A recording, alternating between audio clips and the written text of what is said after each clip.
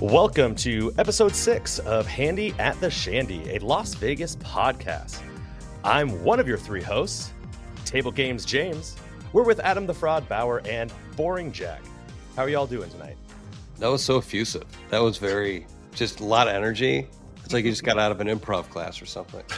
I did teach our long-form youth improv students tonight, and they're great. It's our high school group. They're hilarious.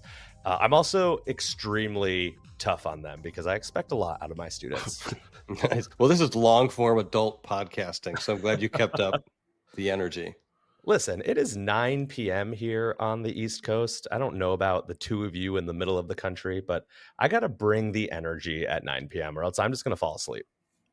That's how I felt pretty much the entire first day of my trip, which this episode is about my most recent trip to Las Vegas, where it was one of those long days, but I'm like, for the good of the people, I've got to keep the energy up because I know it's going to be a long day. I don't want anybody to crash out, and it's a long trip. So that's definitely how I felt. Speaking of, I believe as the main host for this episode, I'm supposed to say something at the beginning like, on today's episode, you're going to hear about Adam's most recent trip to Vegas. Yeah, go ahead and say that at some point. Yeah, good. I just did. Okay. Yeah, no, this is perfect. That was a perfect segue where I segued into his introduction and we can go back into me talking about it. So we can just talk about it. Yeah. It is kind of fun now to have, I mean, like we're all in the moment out in Vegas doing our thing, but to have people to kind of occasionally text about what's going on and kind of hear your sporadic thoughts as well. I think I was not as good about texting you guys as you all have been with me on trips, but also this was not a very heavy gambling trip, which is actually fun to talk about because we had just previously on a recent episode given advice on like non-gambling things to do. I didn't do any of the things that we said that they should do. Right. But it still makes sense for this. But so I got in on a Saturday and we landed at like we got in 45 minutes early, which was actually pretty crazy. Like I feel like our captain, like his plane was double parked at LAS and he's like, I got to land this thing and get in and get off and go. It was nuts. Like taxiing at O'Hare could take a long time, but he was just, I feel like he was running stop signs and he's like, we're just getting there at this point. But it was great. What time did you get in for a Saturday trip? We were supposed to land, I think at like 1:30, but we landed, I think at like 12:45 or something. To the point where we were supposed to be so close to a buddy of mine who was flying in from Arizona that I was going to be like, we'll just wait 20 minutes, whatever, for you to get in. And, because he didn't check a bag. I'm like, we'll just wait for you. We'll take the same cab or whatever. And I'm like, once we landed and it took us like 10 minutes to get our bags, like, I'm sorry, buddy. Like, I got to go. I cannot hang here for another hour to wait for you to get here. So you landed that early and your gate was ready? Because I feel like when I'm on United, I'm landing early all the time. And they're like, we got you here a half hour early. By the way, gate's not ready. We're going to sit here for 40 minutes. So you're still late. It should count only when you get off the plane if you have arrived early.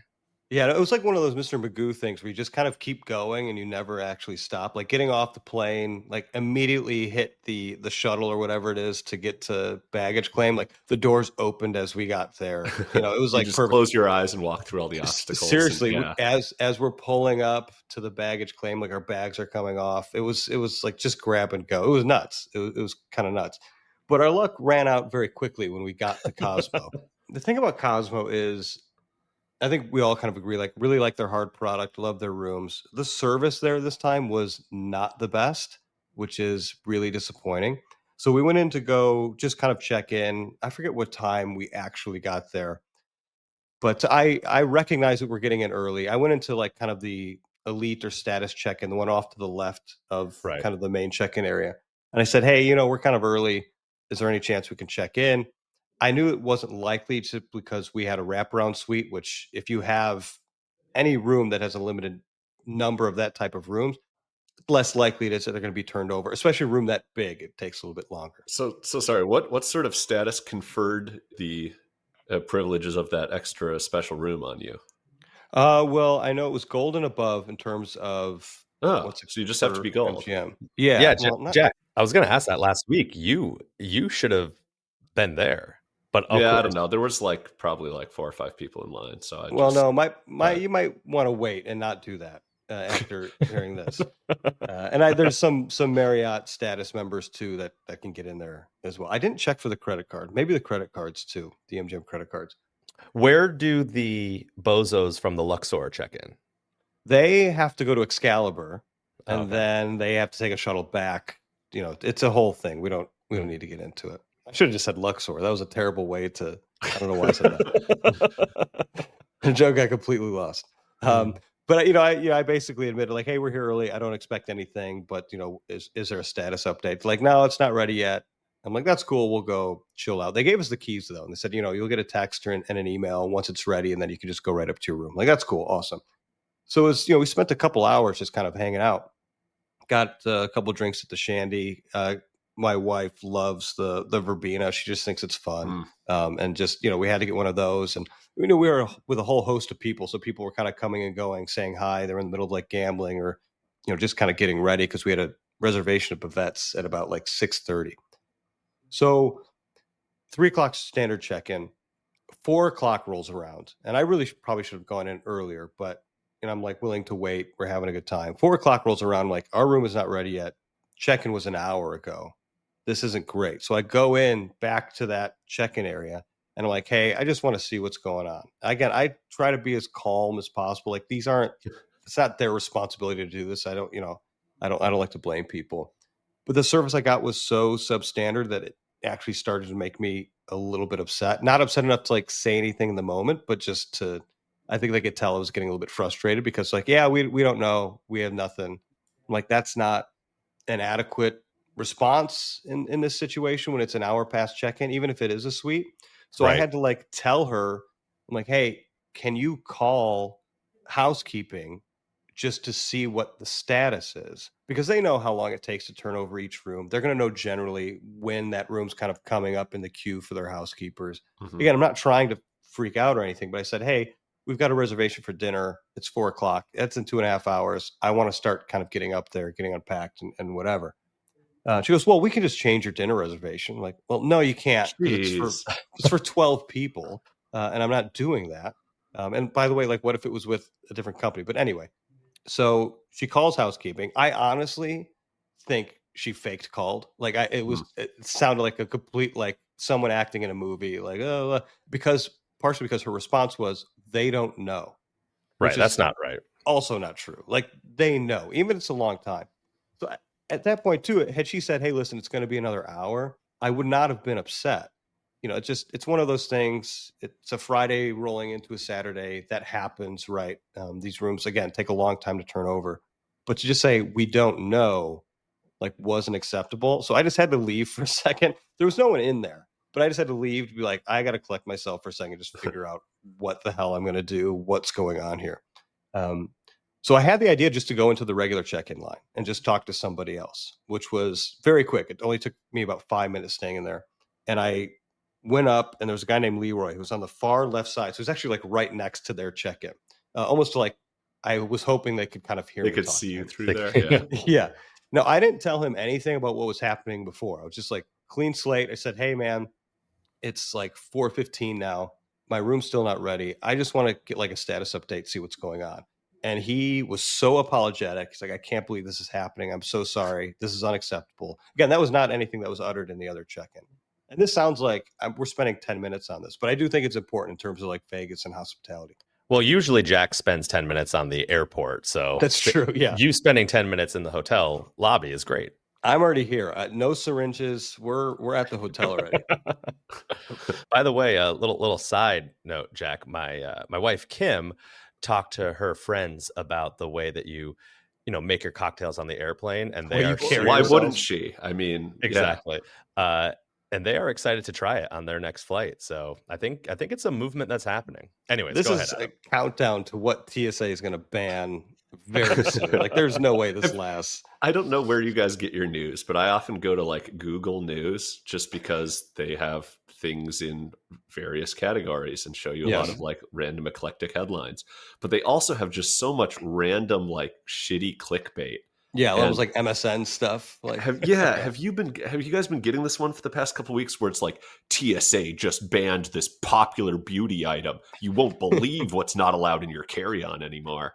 And the thing that's not allowed is just like, okay, well, I must have too much beauty products in my algorithm. But anyways.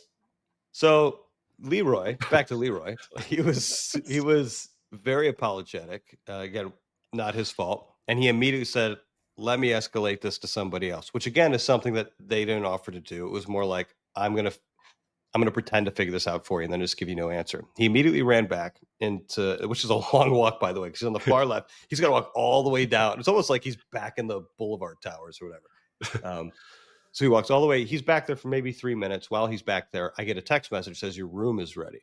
And so I'm like, I don't know if this was just coincidence or whatever, but he starts walking back. I'm like, was this you? He goes, yeah, I got this taken care of for you. I'm like, this is amazing, by the way. Nice. He was back there for 3 minutes, which also then further pisses me off because it meant that either that room was already done or it was very close to being in the queue for housekeeping to take care of. Like, or they were just working on it as I was talking to somebody else and they just weren't putting in the effort for me, which is not standard when you talk to a lot of people at some of these higher end resorts. I remember being at Bellagio years ago and the woman was doing everything she could to get me into a room.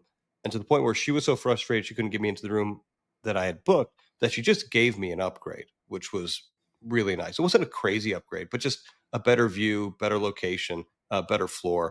And so I was really disappointed with what happened in that I feel like check-in area. They must feel that once you've gotten your keys, you're not their problem anymore. Right. Like, and I feel like that happened at the Sky Suites check-in to the Crap Vegas guys at one point where one of them got their room and then the other just like got their keys, but never got the text that said your room is ready. And they went and asked and it still wasn't ready or something like that. Right. So it's just kind of like, I feel like it's much easier to pass the buck when you might not have to ever see this person again. Like you just send them off, they're going to get a text and then they're going to go away. I don't know. Which is, it made the chasm between the service standards that was happening there. And then with Leroy, I want to say his name as many times as I can in case people get him, it was like a night and day difference. Right. And so it was great to see that service standard still exists in Cosmo. It's sad that I had to search it out because he was the third person I talked to. I talked to two people in the other office and then finally him, and he took care of it. And he was super excited for me to have that particular room because he had like just had his first wedding anniversary. He stayed in that exact room. It was a wraparound suite for it. And so he was super excited. I got that number room, which was great. It was great talking to him. I think I tipped him like $40 or something like that for 5 minutes worth of work that he did. But it was like, he put in more effort than two people combined, over the course of 3 hours when I was just looking for an answer, not looking for something exceptional. That reminds me, when I stayed at Cosmo last, I went into the gold room because it was, empty. And I felt like I got someone who's just like, yep, here's your keys. Like, not like, is it a guy with bad hair plugs? Yes, I actually think that's what it was. Yeah. And I'm like, oh, I'm going to go in here and maybe I'll like talk him up and see either about an upgrade or just like feel good. I'm just getting into Vegas. And I get there and he's just like, next. Yeah, here, I see you're here for 3 nights. Here's your keys. Like, are you kidding me? And as we're leaving, I'm like, Kim, grab a couple free waters and a coffee. Like, we got to get our value out of this room for sure. Yeah, he was awful. I mean, I'm not going to say his name. I know his name. And then the other woman who was in there, he was awful in terms of service. He was like just almost like deadpan. And it's not like you don't need to be like a 15-year-old, your first job at Jamba Juice, like over the moon, like James when he introduced the podcast. I don't need that level, right? But I want some level of like, hey, we're happy to see you. Oh, I'm sorry, this isn't working out this way. Let's find a way to fix it. You know what I mean? And just it did not happen. It was really disappointing that was happening at Cosmo, a place that I usually like, and I think service is really good most of the time. But I was so great that I kind of happened into Leroy's lap and he took care of everything for me. But he was right. The room is fantastic. Jackie stayed in the wraparound suite recently. Absolutely beautiful room. I know people have been worried about just kind of the quality of the rooms and them kind of falling into potential disrepair. I can't speak to any other room right now, but that room was pretty much flawless. I mean, there was like Mhm. maybe a nick or two on like a piece of furniture here or there, but nothing that would bother me for the rack rate of that room.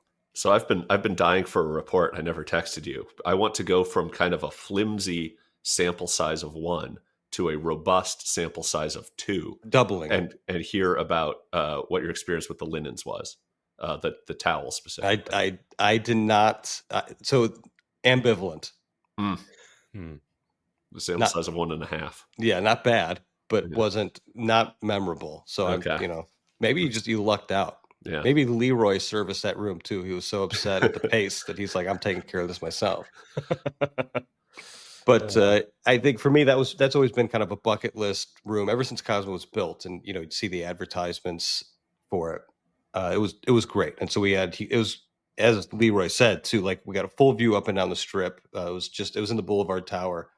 Perfect view of the fountains. We weren't too high. I know a lot of people like really high floors. For me, with the fountain and the view that we had, I'm actually happy. We're on floor 50, and it was just like you could hear the cannons really well. It was just a really nice experience. That's plenty high up there, I think. I mean, there aren't any 40s in that tower, so that's kind of a weird thing there, because Chelsea does have 40s, but Boulevard doesn't. But either way, I think as long as you're higher than that big Bellagio sign that has the ad for O on it, then you're good. That's really kind of what you need to get over. And I like Boulevard Towers compared to Chelsea. At Chelsea Towers lately, the elevators have been crap for some reason. And I just like the location of the Boulevard, because you get off, you're like almost right at Shandy. It's a perfect spot too. So that day, and I do have to give a disclaimer, because there were several places we went to on this trip that we didn't have to pay for, thanks to the fine folks over at Brown-Forman. So we were a part of some marketing, what do we call it, activations. So I'll get them right off the top. We didn't pay for some of Bavette's. We paid for most of it, but not some of it. On the Record, which is a bar I'll talk about, we didn't pay for that. The Bellagio Cabana we did not pay for, and then Beauty in Essex we did not pay for. Thanks to them. So see more about what is this, George Foreman? George Foreman. So as long as they cooked all our meals on a George Foreman grill, we didn't have to pay for it. It took forever. But Brown-Forman is a company my sister works for. They do marketing activations where if you're drinking their products, you can basically, as part of their marketing plan, they will discount or provide kind of free meals and such for marketing events and stuff like that. So we were kind of a part of some of their marketing events with these meals. They kind of coincided with what we were doing. They helped us kind of plan around it, which was really generous and nice of them. So, yeah. So off to Bavette's. I don't think we need to talk about Bavette's much. It's just, to me, it's one of my favorites just because of the vibe. It's got kind of a Chicago feel.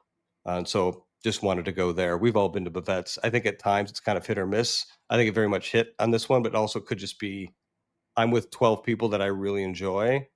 So it's kind of one of those, I think the people overcame any potential, flaw with the food. Not that there were any, but Now, where did they seat you as a party of 12 or 13?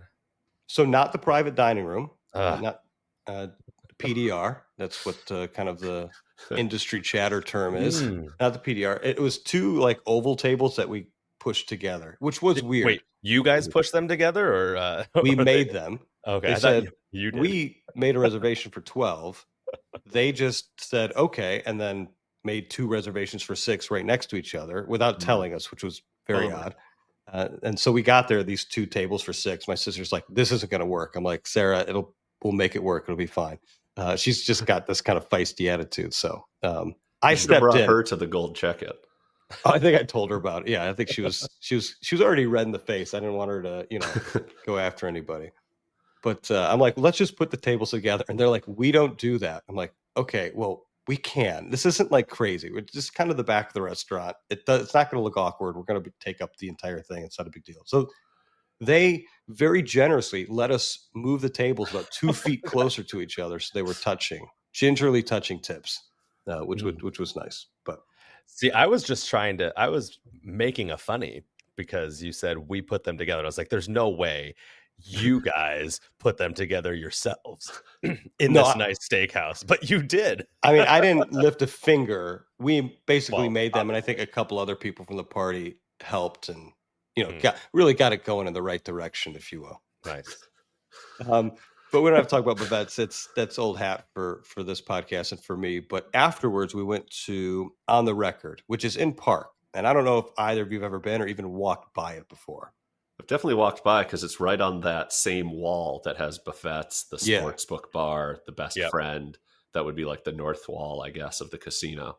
Yeah, and so I always thought it was just kind of this small place but it's a big club. It's huge and it's loud. And I think I've just never been in Park at the right time when it's open because it does have limited hours. But it was extremely loud. You've got to kind of go up an escalator and then you're kind of in this big. It is a club, and it's like I said, it's loud. I'm talking like I'm 40 because I am. But the music has kind of this mix of like it's half live, half recording type thing. So there's tracks playing, but there's also a live drummer, which was interesting. I'd never really seen that. But they also have several. It's like a mock speakeasy type thing with like very private rooms that are just private karaoke, which is what we did. So non-gambling thing, private karaoke is what we did until I think about 2 a.m, which really set my physical tone for the rest of the trip. I spent the rest of the trip just recovering from terribly singing songs, drinking tequila until 2 a.m. Yeah. And but we had a blast. Like Katie was like, I need to go to bed. She was ready to go to bed right after dinner, but she's like, karaoke? I guess I'll go. She's got some musical theater roots. And then it's like 2 a.m. Like, why are you still here? Like, we were just realizing what time it was. But it was cool. It's a really cool place. If you have that experience, if you're looking for a club that doesn't feel too clubby, it's not like a tradition, like not like an Omnia or whatever. On the Record could be a good opportunity there. Now, what was your song of choice? I don't have a song. I do E6. What's her song? What is it? The I will swallow my pride. I will choke on the rind. That song. People are knowing it. Inside Out. Inside Out. Thank you. Mainly because it's very monotone, and so you don't have to have a great range. And most people our age know it, so they'll sing it, especially if you're drunk. So typical my sister fashion. They're just random people from Vegas that she knows popping in and out of this tiny room. At one point, there were these 2 Swedish guys in there that she knew. They were literally from Sweden, just hanging out in Vegas for the month. And they started singing some really just like Celine Dion, the Righteous Brothers. I remember the Righteous Brothers coming on screen like, who the hell is playing the Righteous Brothers? And it was the 2 Swedish guys. So that was that's a very standard Sarah Bauer night, as we call it. Do you know what it would cost someone like me or James to get the private room at On the Record on a Saturday night? Yeah, those of us that don't have the contacts. I don't, but I can find out. I mean, it's going to take at least a bottle or two to do that. So you can imagine it's probably running into the 1,000 plus right off the rip. So if you're into that, great. If not, you can just go to, does Ellis Island still do karaoke? Because that's free. I'm sure they do. Okay, you can do that and get a couple Michelob Ultras and be good to go. So that was night 1. So Sunday, woke up, wanted to play some video poker, but I have a question here for you, which is, when do you adjust your denominations when you're playing video poker? This was a very video poker heavy trip for me because I needed something that I could just play quickly in and out while people are getting ready, and I'm just kind of killing time. Because for me, the next morning, I'm hurting, obviously. I just wanted a cup of coffee, relax a little bit.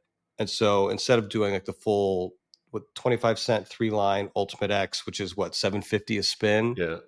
Which to me, like starting off the morning like that with that volatility is just like, I didn't want to process it.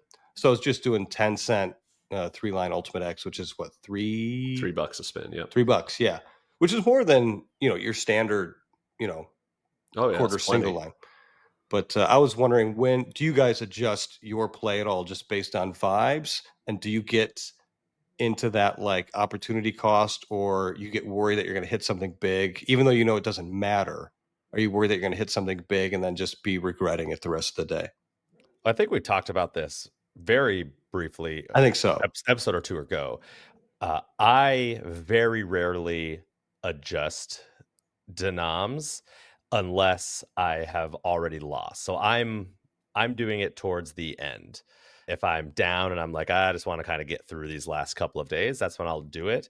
Mainly because what you said, I don't want to start off the trip of being like, okay, let's ease into this. And then all of a sudden, bam, 4 aces and a kicker or a royal. God forbid a royal on 10 cents, right? Like if you had a 10-cent royal, I'd have been like, come on. But you're still playing $3 a hand. So that's, I mean, well, I guess if it's Right. not dealt, then there's an impact there. But yeah. Yeah. So I don't that often, but instead of denoms, I will change to just like single line, maybe single line 50 cent if I'm trying to lower it a little bit. Which I did this morning too, where I was like, after playing for like a few minutes and having the coffee, I'm like, I can't even process 3 lines right now. I have to go down to single line. So I'm like, I'm not going to go to quarter, even though I could. It's fine. But I just did 50-cent bonus poker. But Jack, I don't know if you have a stance on this. It's a similar answer for me. If I'm playing my Ultimate X, I'm never playing anything other than quarter denom, because anything higher than that is exorbitantly high. And anything lower than that, it's not about like my fear of getting a big hit and being like, oh, geez, that's a bummer. It's more like every single hit just feels like it pays trash when you're paying like, yeah, for sure. Because quarter denom is 2.5 times more than 10 cents. So that's one of the bigger jumps out there. Most of them are like a 2x jump, right? And so like a quad pays $25. Yeah. And like a premium quad pays, a little more than that. You could get 40 or 80 if you're getting like 2s, 3s, 4s, or aces. But that's like not a lot of money in the terms of the gambling I'm used to doing. So I would much rather just sit and play like quarter single line, where at least I'm still playing quarters and the quads are still 62.50 and the 4 aces is still $200, and all the payouts that I'm used to are still there at quarters single line. There's just obviously no multipliers and that kind of stuff. So yeah, that would be what I would do, is just drop the Ultimate X, drop the 3 line, or both. Yeah. That's what I did. I couldn't go down to quarters just because I couldn't go down to quarter single line. But yeah, I did not have, like I said, the processing power to manage Ultimate X, I guess, in that moment. I got a little ahead of myself. But I did find myself later in the trip still wanting to play and realizing that I think we all get in this mode where it's like, because I would be with people, like I'd be with my buddies, Chris and Mike, who showed up, which was great of them. And if you're playing video poker with your friends, you realize that there are these times where you're just talking for like 5-10 minutes. You're not even playing. Well, see, that never happens to me, because I can talk and play at the same time. You have to play my hands. I can talk and play both people's hands at the same time, at least. So it is kind of, I was thinking about that with thinking about kind of how some of these comp systems with the lights work on the machines. When we have a question about that coming up in hour 2. And one of the main things that the light system punishes people for is people that can't chat with their friends and play video poker at the same time. Yeah. But I also found that at the same time, what would happen was we would have these kind of little chat sessions, and then there'd be like 15 to 20 minutes where no one's talking and we're just kind of in it, right? There were times where I'm like, we're just talking, but still playing, but really heavily engaged with each other. So like I would occasionally drop down just 10 cent again, just in case I was making mistakes, which I was primed to do after a couple drinks. We're talking, I'm not paying attention. Like, let me go down so I'm not punished that much. So one thing you said before we get into your cabana adventures, you said you were going to try to get a coffee for breakfast at the Chandelier Bar. And I know that's something that they don't offer. So what did you end up drinking, and from where? I ended up drinking coffee because they offered it to me. What the? Yeah. I didn't know that was a thing. He just said, yeah, no problem. It's just going to take a second. And then he just left. Yeah. Okay. I think they go upstairs, if I remember correctly. They don't get it anywhere nearby, that's for sure. He went to my room and made coffee in my coffee maker, and then came back downstairs. I'm like, was my it wife's in the mini fridge? You must have been nice, because I'm not a coffee drinker, so I've never asked, and so I don't know if I'd be treated that way. But most people that come up looking for coffee, they just get told to go pound sand, because I didn't know they don't have it at that bar. It was slow. There's only 2 other people at the bar. Yeah. It was early. I think it was maybe 8:30, 9 o'clock, something like that. So yeah, maybe I'm also nice. Who knows? Not according to some people on Twitter, but to that particular bartender, that particular hour I was. But you're right. After that, did go over to Bellagio for the cabana. A guy named Rich was our host. He was fantastic. I've talked about this before. I think I've written about this. I really like getting a cabana during NFL game day. The only issue is that you just are you have to succumb to whatever the the televised games are in Las Vegas for that time that you're there. So of course, if the Raiders are playing, you're watching the Raiders game. But if you bring your own computer, your iPad, whatever, and you have access to other games, you can watch them. But I much prefer that to, say, like trying to find a spot to sit down and watch a game, especially if you can find a cabana with a good deal. I think on the previous episode that we were originally booked at Cosmo, which 8 to 10 people, $1,500 food and beverage minimum. Like, that's very much doable over the course of 5-6 hours, and a relatively good deal if you're willing to spend it. So, that's something to consider. I brought my iPad. My brother and I watched the Formula One race while the games were going on, and it was great. And we had more people than we're supposed to have in the cabana. I think we were only supposed to have 10. I think we had 12, maybe 14 at some point, people coming in and out. But I found if you're just nice and whatever, like, they don't really care. As long as they think they're going to get a tip, they're not going to enforce that too hard. So you said your host Rich. What does a cabana host do? Are they more like a butler role, or what is? Yeah, it's combined, like butler, server, whatever. I mean, he's taking care of all the stuff that's going on in the cabana. So making sure we have towels, primarily food and beverage is what he's running around taking care of for us. But basically just making sure that you're comfortable. We were an easy group, so we didn't have a lot of demands or anything, but they pretty much can take care of anything cabana related. He also helped us just reserve some extra chairs that were near the cabana because we had extra people, and was like, hey, if people want to sit down and not be standing in the cabana area and just hang out, he made sure that we found some that were close by. Now, was he attractive? Because every cabana host I've ever had in Vegas is just very attractive individuals. Like, they've gotta be, right? Mm-hmm. Yeah, Rich was a nice looking guy. I didn't tell him that in the moment. I didn't want to make it weird.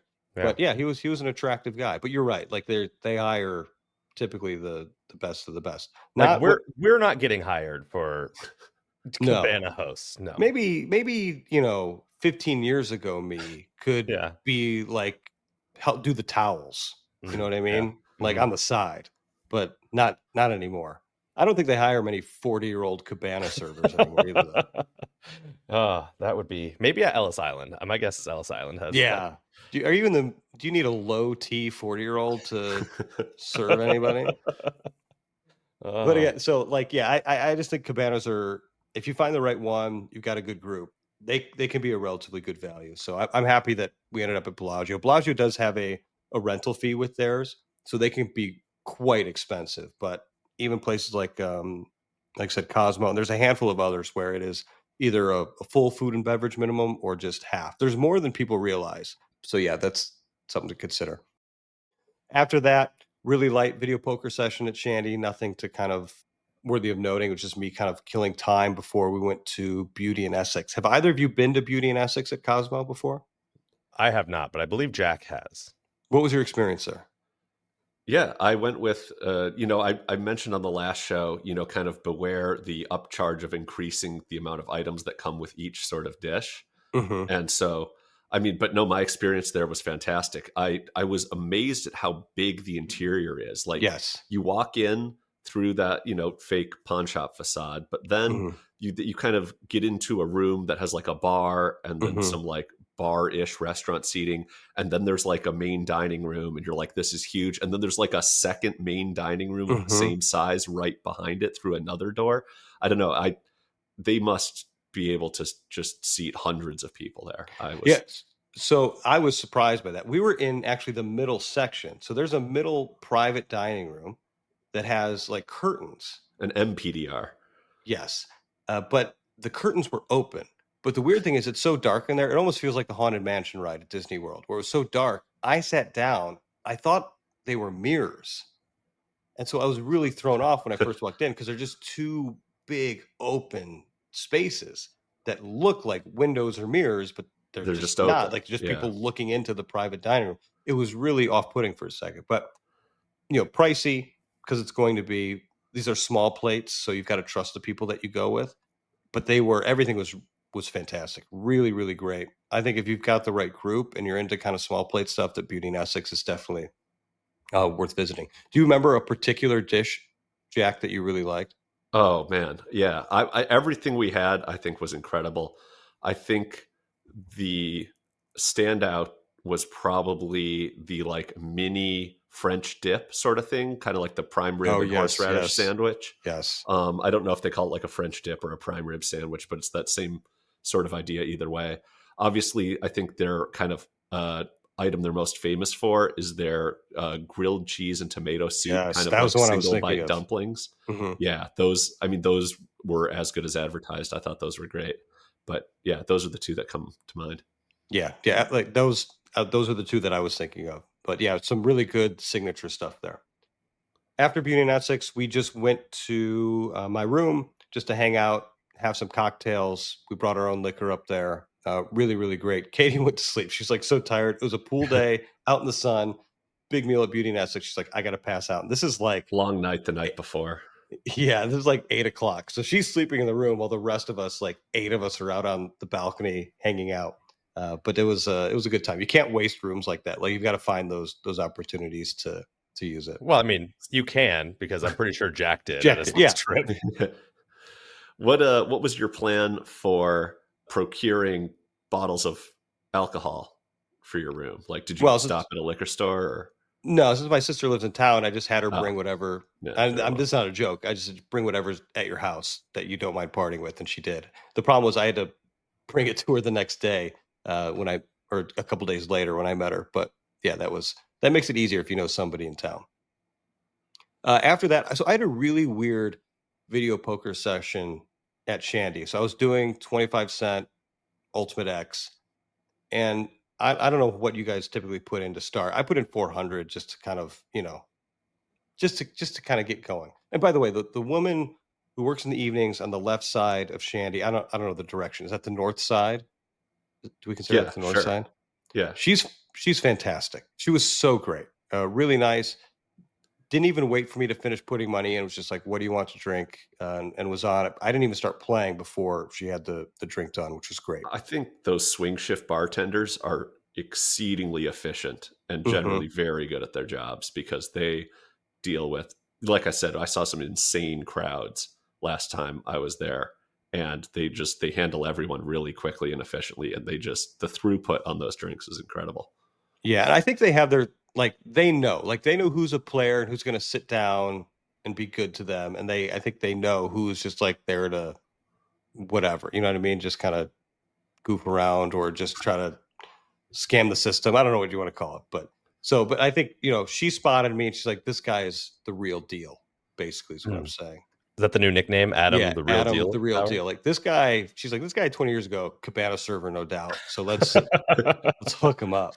But I had this weird session where over the course of about 2 hours, I was floating at 400 for a long time, not hitting anything great, but not losing, just being consistent. And then very quickly, I doubled from 400 to 800, but without ever hitting four of a kind. I didn't hit four of a kind the entire day, but certainly during that session, which is You must odd. not have been playing any double double or any of those four of a I kind was, based games, right? I was doing bonus poker. Yeah. But the thing Okay. that was happening was I kept hitting dealt full house, then it dealt straight after that. And I would have these kind of sequential hits of pretty good hands that just very slowly got me up to that point, but never hit anything big. So it wasn't one of those like, well, this is crazy, this is nuts. It's kind of just one of those like, oh, this keeps. I had that anticipation that we talked about in previous episodes of like, oh my God, dealt full house, let's go. It's like dealt flush. I'm like, cool, this is great. And then nothing after that. But it was Yeah. okay because I just kind of kept climbing, but nothing like worth texting you guys about. Be like, oh my gosh, can you believe that this happened? It was just like this really nice kind of build. I find that the dealt straight is in that kind of sweet spot of like, I can't tell whether I'm happy or sad to get it once I have a bunch of Hmm. multipliers running. Because Yeah. like, I don't know, let's say you have some really good setup on your Hmm. screen there, and then you get a dealt straight and you're just kind of like, well, that's like pretty good, all things considered, way better than the average outcome. But on the Right. other hand, Right. you're capped at like, maybe $50 a line, $60 a line, right? Is the most you can Hmm. get. And Right, so, but then you've got the 8x for the next hand, well, so there you go. that's But the excitement. Well, and especially because I was so card. I think I texted you guys, said I'm card dead. Like I'm not hitting any four of a kinds at all. Like Yeah. I was way under four oaked, if you will. And so for this session to hit like it did in such a weird way was fun, but again, nothing interesting enough to be texting you guys about. So I went dark for a long time at that point. But yeah, that was a fun session there. I feel like with how volatile Ultimate X is, I feel like it's more impressive that you hovered around 400 at quarters for that long. Oh yeah, it was a while too. Yeah, it was a couple hours, right? Which for this trip, when I'm just trying to sneak in time when I can, that was solid. Yeah, I'm usually buying in between 5 and 1,000 if I'm playing quarter Ultimate X. Mm-hmm. Oh yeah, to answer your earlier question, yeah, I think for me, I'd always just buy in for 1,000 and know that the second 1,000 is ready to go, because you can. I always say about that game, especially if you're not playing a game where two pair pays double, you can lose 1,000 in 30 minutes. That's just my kind of rule of thumb. So speaking of that, like, why do I have to put 10 separate $100 bills into a slot machine or a video poker machine? Like, why can't I just put the stack of 10 in I do at the ATM, and it and it counts it all? Like, why? Like, I think it's probably a physical, like, these machines are huge. If you look at how much space they take up under the bar, and that's because all these components in them, like the ticket printers and the bill validators and stuff, are already really big. My guess is to have something that can do that would be too large, because it's either that or it's a regulatory thing. Because I think a control perspective, yeah, it's going to be one of the two. But now I can go to the ATM and I can print out $1,000 Tito. Right. And that's mostly what I do, because a lot of these places, if I'm playing on credit, I will just go have them print me some tickets on a marker, and then I just play on that ticket for the whole trip. Like, I don't just go cash it out and then have to put the bills in and then et cetera. Speaking of, I just did industry chatter. Tito, Jack, because I was listening to one of our previous episodes, because I do that, unlike some people, and and I realized we said Tito, and I'm like, there's no way anyone who isn't in the know knows what that is. So Jack, what is the Tito? Our third favorite Jackson. Yeah, no, a Tito just stands for ticket in, ticket out. And that was new technology in 2001 or whatever, replacing actual coins that you would feed into these machines, or at least it became like the standard in the late 90s, early 2000s, I think. Yeah. And it just refers to the fact that, like, at the time, it was remarkable that, like, your balance in the system could both be printed out a voucher that you could redeem for cash, but that voucher could also go into another machine. Like, that was kind of the killer app for it. So that's why it's named after that. Now, at this point, you could just call it a ticket, and everyone knows it can go in, out, wherever. So anyway, I played under bankrolled, according to you guys. But no, poker's a little different. Like I'm also always like you are. Like, I'm ready to fire, and like that's. I think if I know I'm going to do a longer session, like we've had in the past, right? Resorts World, Palazzo, wherever, and I'm going to sit down for a while and like actually play. Yeah, I'm probably putting in 1,000, and that's probably going to be it though for me. I might fire again, but maybe change it up a little bit, do single denom. But the running joke this trip was like, I'm just donating $200 to $400 every casino, because we'd bounce around casinos. I'd play and I'd put $200 to $400 in, and like it'd be gone, and then like, okay, well that's it, we're gonna bounce to a new casino. But I mean, someone's got to keep these casinos in business. Yeah, you guys are welcome. Okay, yeah. So that was the end of Sunday. Monday, breakfast at the Henry, which I really like. I like the Henry, like going to the bar there. I sat down, and 2 stools next to me, a guy goes, Adam, and I look over, and it's buddy Rob, who's very active in the 360 Vegas community, very much active in a lot of different podcasts, and I hadn't seen him in probably 7, 8, 9 years, so it was really cool. Just very random too, because he wasn't staying at Cosmo. And I think I put a tweet out like, this is what I love, where it's, if you're in this community for long enough, you make so many connections, like you're just bound to run into somebody that you know and you like. So it was great to see him and catch up for a bit. Were you at this point in the trip Monday? How many people are still left from your big group, or are you there with only a few people now? Pretty much everyone is there still. I think 2 people were leaving on Monday. That's actually a good question, because like we had 12 people at Bavette's. I think we had 14 at Beauty and Essex, and then 2 people kind of dropped off. But I should say that not everybody was doing everything. So like I always plan a Vegas trip where it's like one core thing a day. So it's like Bavette's the first day. There was like two things the second day, right? The Cabana and Beauty and Essex. And then Monday was going to be what did I do? Oh, this is kind of more of a free day because two people were going home. It was going to be just watching the Bears game. That was going to kind of be the big thing. But we're 3 days into the trip. Everybody is still feeling it from that first night because we're old. So everyone's just kind of off, kind of doing their own thing. The girls were off doing a spa day in the morning. And Katie was like, well, I'm doing two different things. She was like, got a really long massage and like a facial or something. Like, so I'm just not seeing you for the day. So that's fine. So I did what Jack likes to do. And I decided, I'm like, hey, I talked to my brother, my buddy Tony. I'm like, let's just go for a walk. Like, let's just kind of hang out and see the strip. Yeah, I knew he was going to get excited. I'm like, I'm going to put a podcast in. You guys F off. And no. I'm like, I haven't walked through the Caesars properties in a while. So I'm like, let's go to Planet Hollywood. Yeah, I know. Because my buddy Tony was staying on my comp there. So we met him there for a bit. The center bar is really nice at Planet Hollywood. I like what they've done there. That glass bar? Yeah, whatever it's called. Yeah. Everyone's kind of mimicking Chandelier Bar at this point. If you see a new center bar, it's like they're taking hints. But I like it. It's a good-looking bar. But I think the question I have here is there a Caesars property at this moment that you think has a soul? Which sounds terrible, but I mean, we're very much MGM fanboys at this point, for better or for worse. But as we're walking, we went from Planet Hollywood up to the Link. That's where we stopped and then took a cab somewhere else.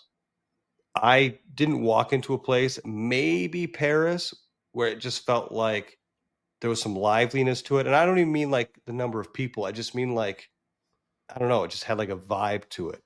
What are your thoughts on that poorly phrased question? I mean, I am not a fan really of any Caesars property in Vegas. Like, we stayed at Planet Hollywood and their high limit room was so tiny and didn't have a lot to offer, which I didn't like for video poker, for slots. I played some tables, but it just felt like I felt like it was a cat. I don't want my tables to like be super smushed together. Like I feel Paris is like, I feel very like confined when I'm at Paris playing craps. But then I also don't want it to feel like I'm in a warehouse.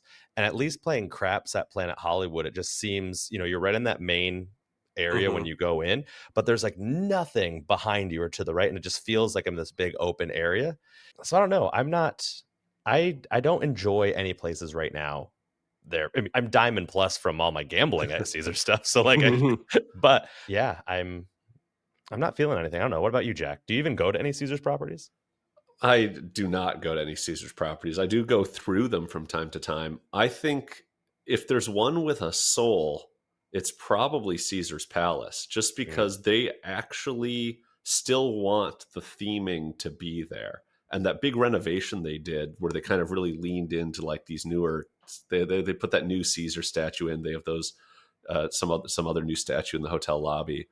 I feel like they've done a good job at kind of taking what's kind of a weird, large space and kind of cutting it up into areas that individually make sense by like having one focused more on stadium gaming or one be more like the sports book and the main casino in that room with the giant chandelier and that other rotunda, I guess. That's probably not the right word. The rotunda is that thing they're demolishing out front, but you know what I mean? That big circular main casino pit. Yeah. I think they have a lot of little small cohesive spaces in there that make me not hate it. But I then say the exact opposite about that row of Flamingo, the Link, and Harris. Whenever I walk through there, I just want to cry. So yeah, I mean, I was feeling that. Between. Yeah. And I feel bad. I mean, there's probably people who really like Caesar's properties, and I don't want to offend them. But as I was walking through, I'm like, this doesn't feel. Nothing's engaging in here. There's nothing that makes me want to stay, with the exception of like the back part of Flamingo, where they've got like the new restaurants, a speakeasy. They've got a lot of lighting back there because they've got the habitat. That area actually feels good. It's where the buffet used to be. I like, just make the rest of the casino feel like this. It was a bit intriguing, like I said, a bit engaging. There's some cool stuff back there. But yeah, I mean, maybe Paris for me. I still do like Paris a little bit because I am a fan of painted ceilings. So that's been long established on this podcast. But to me, that's one that still feels like it has something going for it. Again, they're high limit. It's just a high limit space. You're just like in another corner of the casino. It's really weird. Like there's nothing that separates it. But I like their center bar too. Oh, yeah, I was going to say the center bar at Paris, I enjoyed playing at last time I was there. Same thing with the sports book bar at Caesars. So I've had good experiences. It's just I'm never choosing a Caesars property right now over what I'm getting at MGM or Fontainebleau or any of those other places. Like I don't know what Caesars could give me that would make me say, you know what, I need to stay at Paris instead of Cosmo or Aria or Bellagio. They would have to have a cocktail bar that has like pay tables that are acceptable.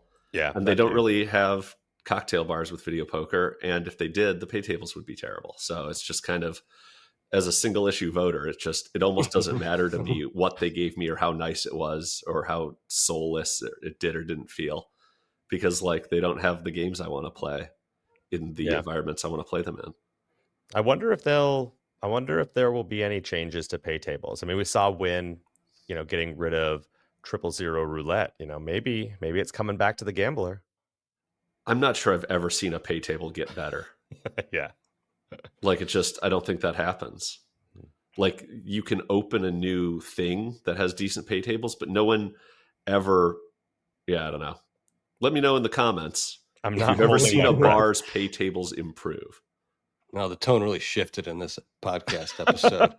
So You're the one that brought up Caesars. I made my soulless jaunt through, the hellscape that is the east side of the Strip right there. But I have to go to Flamingo every time. So the lore behind my family is my grandparents, who I lived with for a little bit, they love Flamingo. They'd be there all the time, which to their credit, Flamingo, in the 60s, 70s, and 80s was probably much cooler.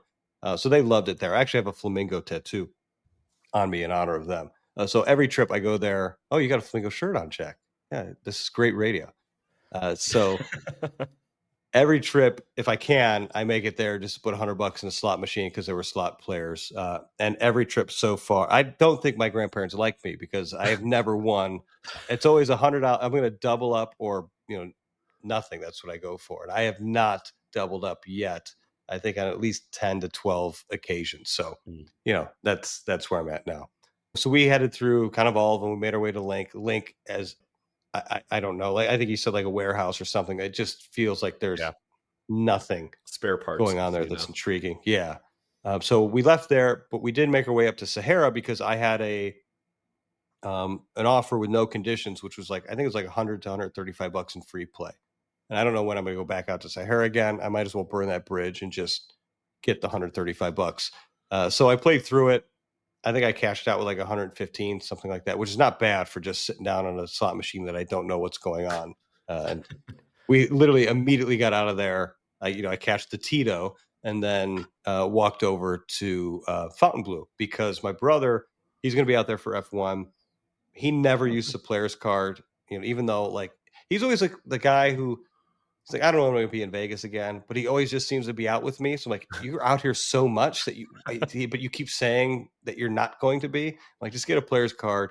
Let's see what happens in a month, what Fontainebleau does for you, because I'm fully comped there for the two most important days.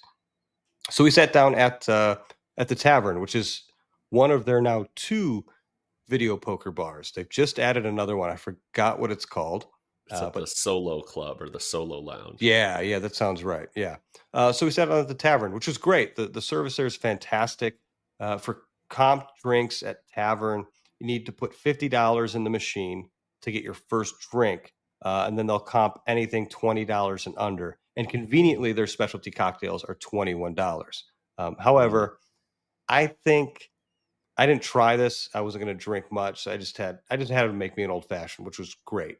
They did a great job. I think if you're tipping and you're building a good rapport with them, I'm sure that they will, off the book kind of make you a specialty cocktail if you want. Or if you just said, hey, I like this specialty cocktail. Can you make me a kind of a facsimile of it that meets the comp threshold?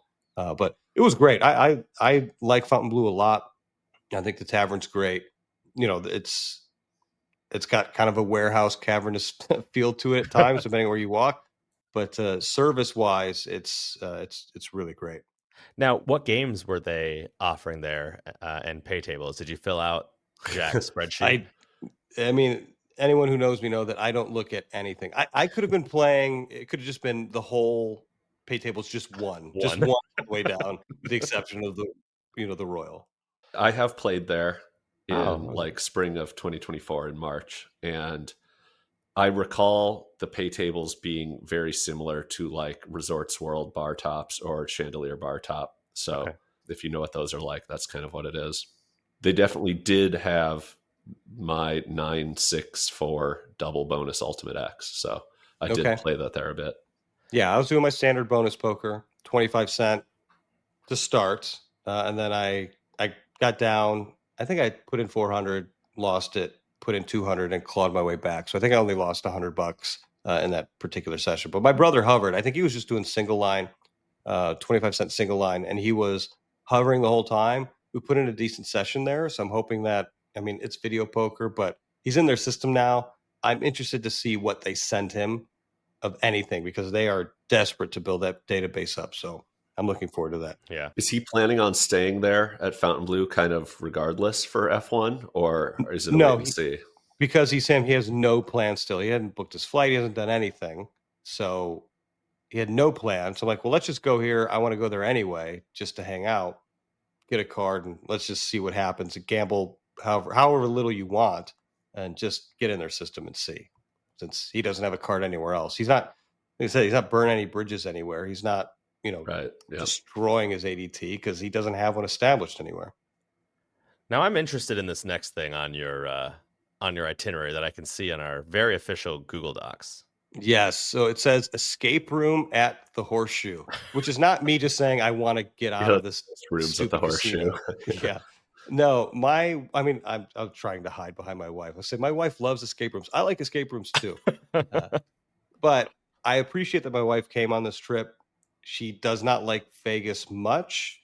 She certainly doesn't like gambling. And so to kind of have something specific for her to do today, I said, all right, in the morning, or I think it was like actually the night before, it was like 1 a.m. or something. I was at Shandy having a cocktail with my buddy. Or no, I was with my brother. I was with my brother and his wife. And I'm like, do you guys want to do this escape room tomorrow? I'm like, Katie would really like to. They're like, oh, hell yeah. Because we do them with them all the time here in Chicago. And so like, all right, I just booked it. I booked it for 5 people. I booked it for my buddy Tony, who was not in the conversation. He was gone asleep at Planet Hollywood. I talked to him the next day. I'm like, do you want to go to this? He goes, no. I'm like, all right, well, whatever. I would pay for it. So we went, but I can't drink much.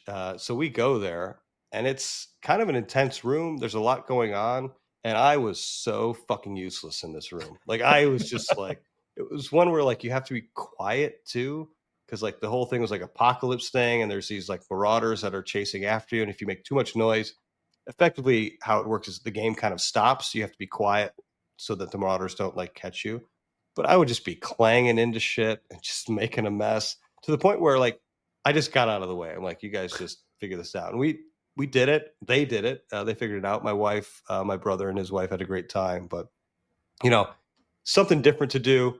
Normally I would not do this in Vegas because we have so many good ones here in Chicago, but it was a relatively inexpensive way to spend an hour. I think it was under $40 a person or something like that, if you don't count the extra ticket I paid for that we didn't use.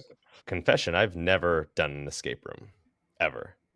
Oh, I've probably done a handful. I was going to ask what the kind of your opinion of like the production value and kind of like the quality of the puzzles was compared to the ones you've done.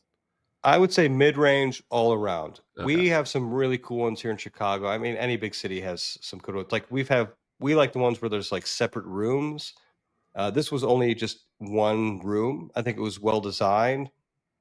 Some of the puzzles were, I mean, we like doing really hard puzzles. This they rated as like an 8 out of 10. We've done like 9 out of 10 Chicago. Everyone has their own system though, so it's hard to like. Yeah. There's no quality assurance going on. Like there's no governing board of escape rooms who's like measuring these things. They don't get Michelin stars.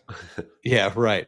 But we did it so that like, can we get some other tire company to rate these escape rooms? Right. Can we get like the Goodyear escape room rating or something? Right, exactly. Yeah, the Pirelli escape rooms. So we wanted to be on the board if we got out in a particular time, so we didn't do unlimited clues. We just I think the standard is you get 3. We answered a question at the beginning, like a trivia question, so we got 4. This is getting way too into escape rooms now. So we only used 4 clues, but I think some of the puzzles weren't as obvious as you would hope. They're a bit more abstract, I think, than times that we're used to.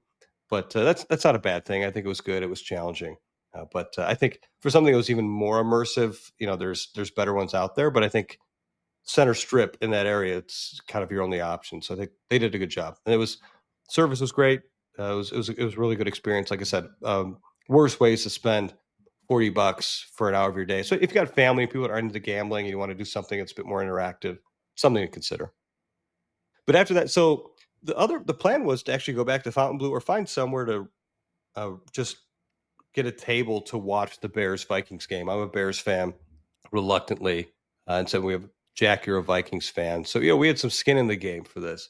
But I was thinking throughout the day as we're just kind of meandering around, I'm like, why waste this room? Like we got this great room. Let's just stay there and watch the game. It's nationally televised. So we actually ended up just getting China Poblano, picking it up and going back to the room to watch the game for a few hours, which is, I think, exactly what we needed. We had been kind of running and gunning since we landed, that we just needed a time to kind of hang out. Most people weren't involved in this particular activity, so it's really just my immediate family and my buddy Tony I've known for several years. So it's just kind of nice to have this kind of relaxed, chill. I don't know how you guys feel, but like sometimes, especially in big groups, it's like you've got to be on all the time. And these Yeah. people don't like pressure you to be on. They're all friends of mine, but like just to socially just kind of be on and be aware and not just like kind of calm down a little bit. So it was actually really nice to have that change of pace, despite the game was completely ludicrous.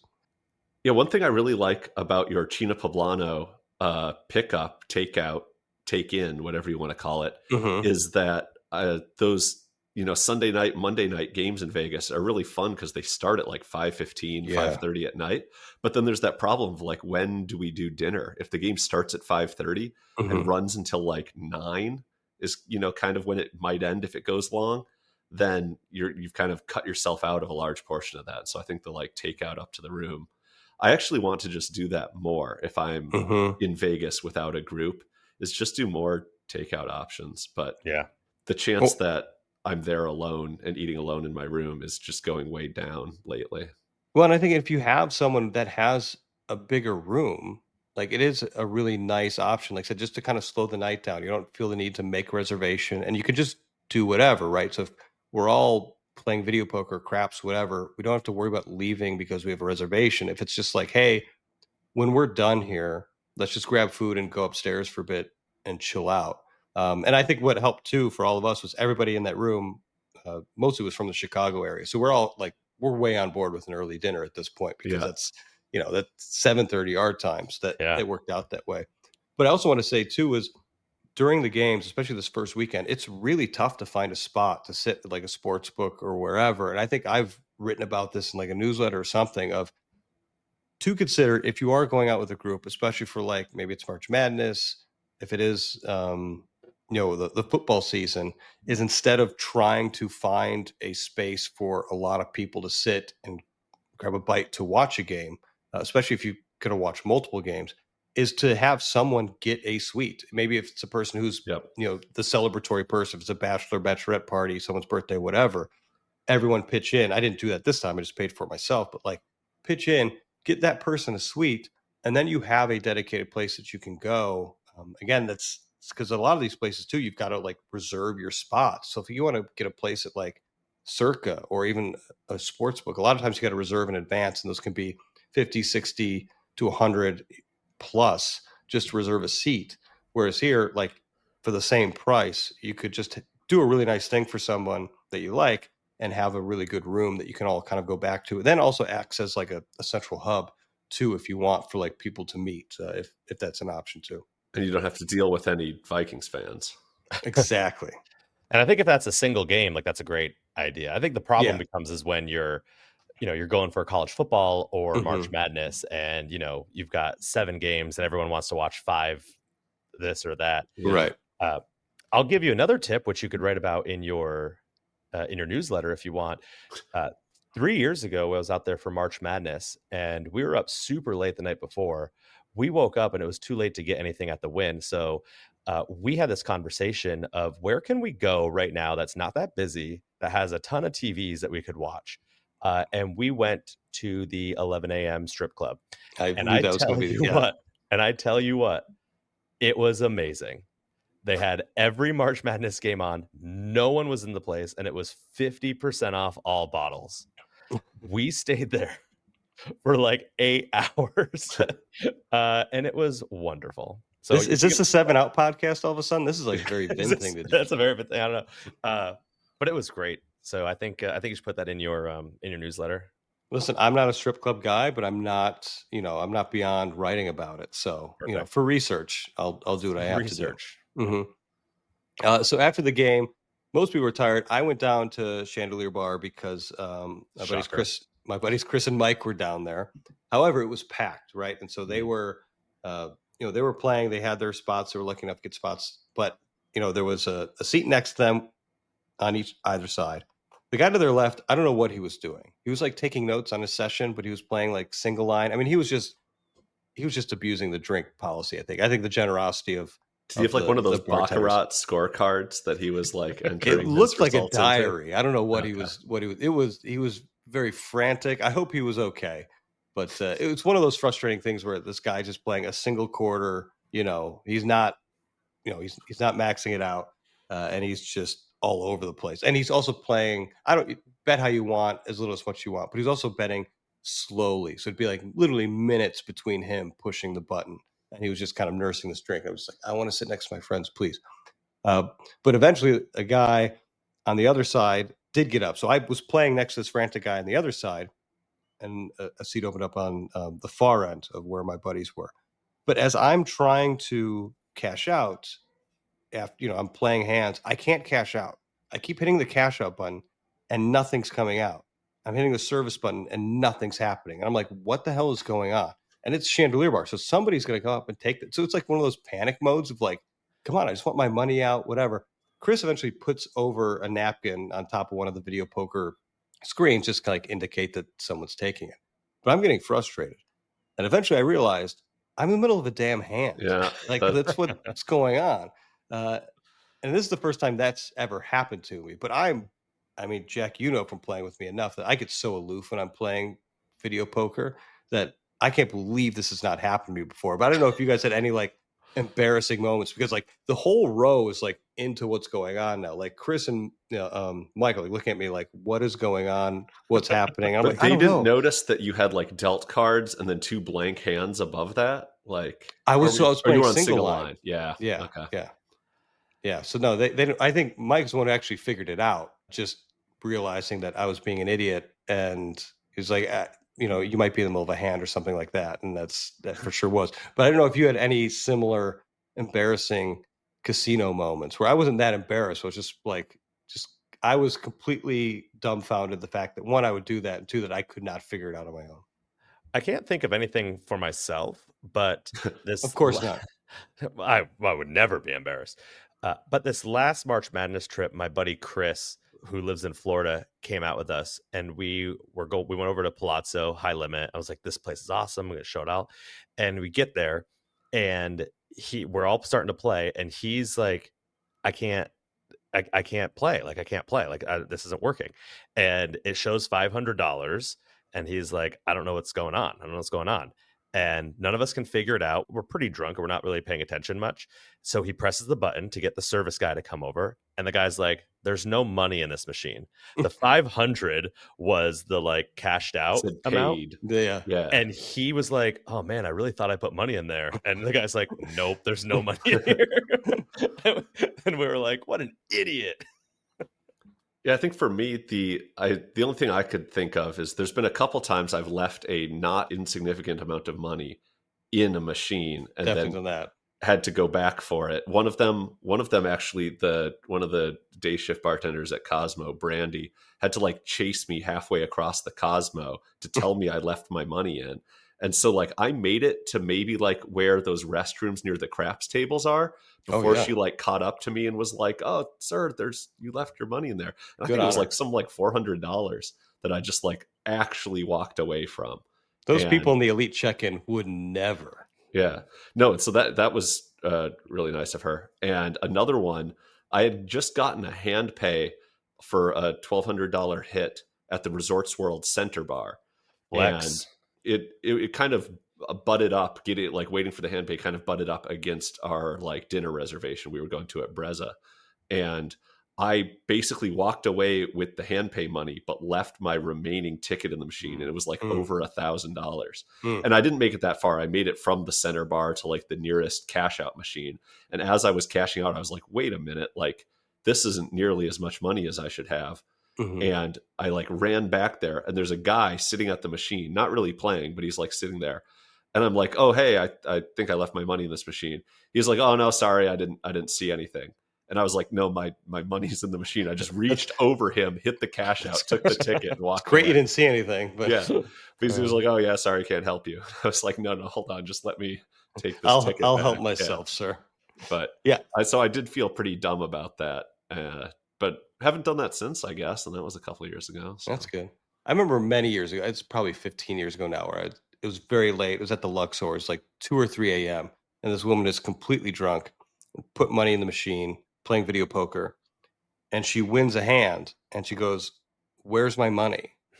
And like no one around her. She's literally, she would keep playing. She was very confused about what was happening and like how the money was being processed in the machine, but kept playing anyway. So she kept playing, would lose a hand, would win a hand. She go, "Where's my money going?" And like she had no idea just how electronic games work at all. She was waiting for it to kind of spit out, but not so bothered that she gave up on the machine. She was just like, "This will rectify at some point. Like this will fix itself." So yeah, I've never been that bad. But yeah, middle of a hand trying to cash out. Good on the machine for not letting me, But and of course I didn't win anything, so it was just like, you were like trying to surrender. Yeah, That would be an interesting variant of video poker if you could surrender after your deal, if you can get a certain percentage back. I feel like that's what like Deuces Wild is. It's just you surrendered like most hands. No, I mean like surrender as in, I bet my $5. Yeah, you get some back. I get $1 back if I decide to just fold. I'm gonna make that one. I feel like that's the first video poker variant I've heard of that makes the game less fun. But so that was the end of the day for Monday. Just ending with Shandy, Chris and Mike, which was great. I don't think I did 25-cent Ultimate X. I did do Ultimate X. I think I just did dime because we were just hanging out, having a good time, and I didn't think I was going to be there too long. But so Tuesday, I checked out of Cosmo and walked over to Aria to check in. Check-in at Aria was like a night and day difference from my first try at Cosmo. So it's 11 a.m. I just booked a standard king room because it's just what was comp for me. So I walk over to check in. They've got their kind of a little elite check-in too. Guy named Michael's there. Absolute all-star. Super nice. Just kind of the normal little chit-chat. He's like, "What are you here for?" I'm like, "Well, my birthday was several months ago, but I'm in town celebrating it now." I'm like, "I don't expect anything, but you asked." So yeah. He goes, "That's great. I'm so glad you're spending it with us." Like, it's just very nice. He's like, "I'm so glad you're here at the Aria." So he upgraded me to a tower suite. So not only did I get to check in at 11, he upgraded me to a tower suite. Again, it's the difference between a Tuesday and a Saturday, right? But it was just like, that's a level of service I was expecting or just hoping for. Not the upgrade, but just like the friendliness and just being nice. Like, "Oh, happy to have you here." Not like, "I got to get back to Turkey to get more hair plugs," and you're kind of, I'm running over time. So, but it was great. So when you get the tower suite, you get to use that little VIP room with like the coffee and the waters and the pastry. I think there's like pastries or snacks or whatever that's in there. So that was really good. The difference here was, so the soft product at Aria was great. The hard product of the tower suite was not great. Now, from a quick pass through, I took that video. It looks wonderful. I love the design of that room. I just like the way it's kind of set up. It's really comfortable. But it was so much in disrepair. I mean, there were just like nicks everywhere. I think we were texting. There was dust in the HVAC return, like very obvious dust, like thick, had to be weeks and weeks without being cleaned. And the baseboards? Baseboards were moderately dusty, not enough that I would write anybody about it, but I will share it here verbally. Okay. I think the biggest issue, well, there are two big issues. One, there's like going to the bedroom, there's like the lights, and one of them was just like flickering, right? Like, oh, that's kind of annoying, but it could have just happened. You know, they might have missed it, whatever. I go in the bathroom, there's another one like flickering, and like the loud, like it makes a noise every time it does it. Like two flickering, that, come on, like this sucks now. This officially sucks that this is happening. Again, and this is an upgrade. So this is an upgrade. And I got to deal with flickering lights. Do you know who I am at this point? But I think the most egregious thing was that there was obviously a leak happening between the shower and the drywall on the outside of the shower. And so like it was, what's it called? The Jesus. A few moments later. So the wallpaper was literally pulling back from the drywall, and the drywall was just kind of crumbling, and it was very odd. So they must have just continued to clean up and like dust up and vacuum up the drywall crumbs, but just left the very obvious, like it was not gross, but like, come on, guys, this is obvious stuff that we just need to take this room off the market for a day or two and get some of these things addressed, because it really takes you out of that feeling of, oh, this is a special experience to kind of be in this room. All that work that Michael did to punch in some numbers and reward me for being so nice to him was just kind of like, it just kind of dragged it down the experience a little bit, which is unfortunate. I feel bad too. Of like, if you're a serious player at Aria and this is your comp that you're getting, this is part of your offer, and you go into that room, like that's not appropriate. You know, if I'm getting comp the regular room, whatever, and I happen to be in that room, fine. I just dealt with it for the day. But like, if you're paying significant money there and this is what you're being given, a room that's in pretty serious disrepair, like to me, that's a bit of a problem. Do you think they know that at the front desk? Like, is there a rating system or something for their rooms? There's no way. So this is a lack of communication between housekeeping and everybody kind of in the chain. Because they could have been like, I've heard about you, Adam Bauer. We're going to put you in this disrepair room. Cosmo called Michael. It's like, hey, this guy's coming over right now. Like, just get ready for it. But that was disappointing again, because it was like, I don't know. I just want better, because I like Aria so much that I just want better for it. So I actually emailed whoever it is that emailed me after I checked in. They've got like these automated emails that come from someone who works at Aria. If you have status there, sometimes someone will send you an email after I checked out, because I wasn't going to ask for anything. I didn't need any compensation for it. It's not that big a deal, but I just let her know, like, hey, I like this place, but I gave her the room number. Like, you guys got to take a look at this room, because it's just not in a state that's ready for hosting people. But that was a bit disappointing. It's one of those things where you would start to think like, oh, well, sure, when you have a hotel with like 3,000 rooms in it, maybe it's just not possible to keep up on all the maintenance, but other operators do. And so then it's just, Well, and this has been an ongoing problem with MGM as of the last couple of years, honestly. And this is an issue when you have literally some of the largest hotels in the world. I think 10 of the top 15 or something like that. Don't quote me. 10 of the largest 15 hotels by order of the number of rooms are in Las Vegas. And so when you cut people, this is going to happen, right? And if they don't feel confident things are going to get taken care of, this stuff continues just to kind of build up and build up and build up. The same thing happened when I was in the Bellagio suite. I think it was 2 years ago, where it's like, this is a suite. And again, you're putting in, I paid for it, but you're putting in probably people that are putting some serious money through the machines at this place. And it's just in complete disrepair. Like, maybe they just keep sending me the one room. Like, yeah, just get this guy in there. We're going to take it off the block, but we'll put him in there for now. But I can't wait for you to stay at Wynn, right? You said you haven't stayed. I haven't stayed at Wynn yet. No. At Wynn. I mean, it's every time I'm like, I'm never coming back to Wynn. And then I stay there and I just like, man, these rooms are nice. Like that place, I've never seen anything in disrepair. Yeah. And I think that's it, right? Is that there's just everyone that I've met at MGM, with some few exceptions, wants their own property to be doing well. Like, they take pride in their work, but this is just like, they have so much volume that it's hard to do. And then I'm pressuring you at check-in to be like, get my wraparound suite done. And so these housekeepers are, scurrying up there, but yeah, so disappointing. but still love Aria. I have so much negative things to say about this room, and I just batched Caesars for 20 minutes, a while ago. But Right. Here we are. I had lunch with my sister at Javier's. It's nice. It's Mexican food. It's good Mexican food.